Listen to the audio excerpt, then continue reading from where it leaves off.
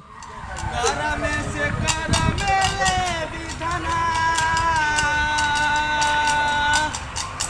अरे चूसता अरे करमे से करमे भाई ए भाई 1 रुपया दे दे अल्लाह के नाम पे भगवान के नाम पे तुझे भगवान सलामत रखे। सुन सुन हाँ सुन ये देबा तू कमात का नहीं खस कमाई तो अच्छा खासा तू आदमी बन जइते कमाई का थी कमाए में मन ना लगेला आ काम कहीं मिलत कहां बा हई काम करने से पेट भर जाला। चल हमें लग काम बा गाड़ी पहुंचबे गाड़ी हां गाड़ी ओ से निवा नीचे काम बा ना तू चल ना गाड़ी पहुंचले अच्छा खासा तू आदमी बन जइबे चल हां हई गाड़ी पहुंच चल हई कपड़ा दो पहुंच गए हई धरी ए हम धरी गाड़ी चल इधर धर नीचे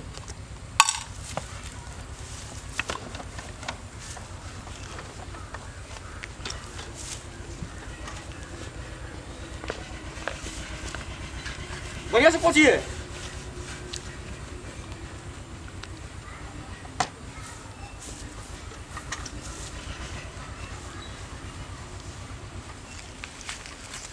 अरे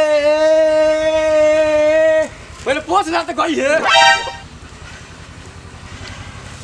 ओठलाली चाटा ओठलाली ने पहुंचे ने ओना चल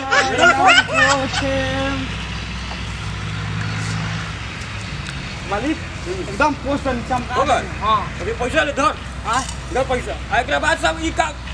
ई मांगा छोड़ दे 10 रुपया हां ई बहुत पत्रला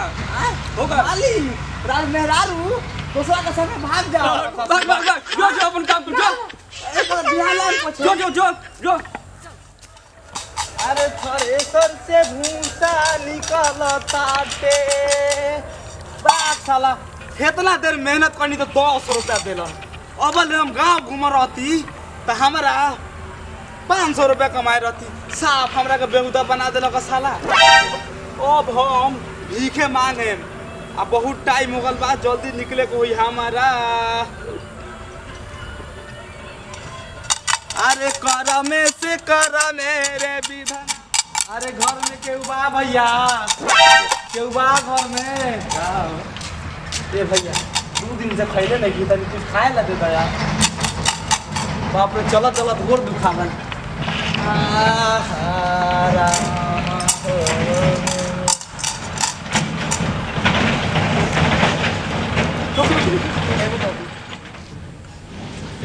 भगवान रउआ के सलामत रखस एकदम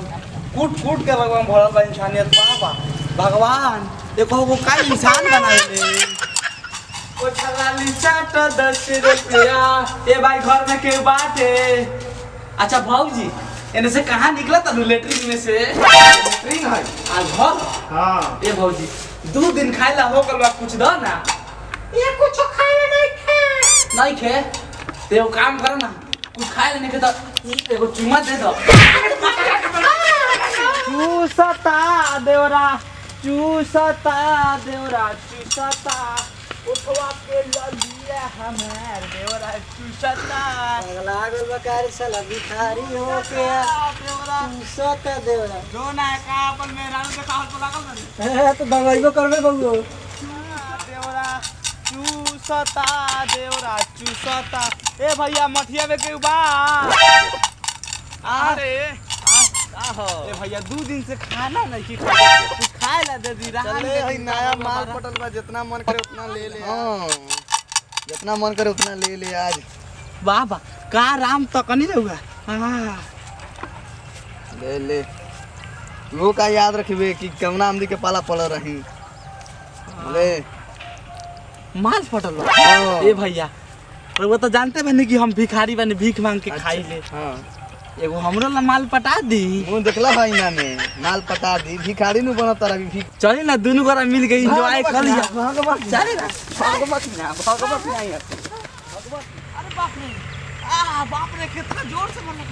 साला कमर में दर्द उठा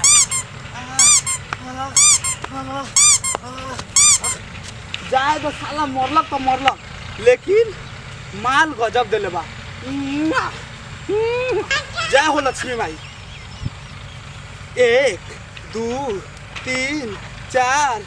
आज पीनम 4 गो पाउच हमारे तो भगवान दर्द दर्द घरे चूसता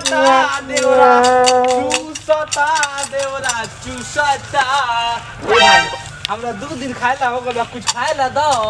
लौकता घर के बाहर बैठे बानी आ घर बन बा मेरा नहीं खे तू साफा भक चोनड़े हो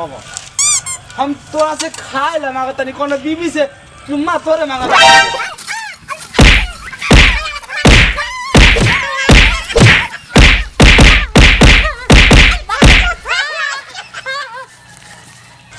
आज साला ये गांव में आल बनी तो खाली पिटाते भाई